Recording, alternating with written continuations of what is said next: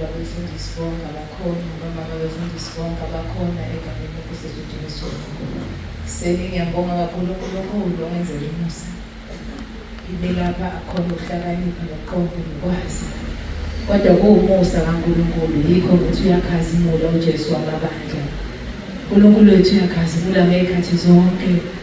uNkulunkulu wethu uyasenzela umusa nalapho sidlulise ezintweni esingabonanga siyadlula khona. Ngokuthi uNkulunkulu uyasithanda ngaso zonke isikhathi. Ngiyabonga kakhulu uNkulunkulu egameni lenkosi yethu Jesu.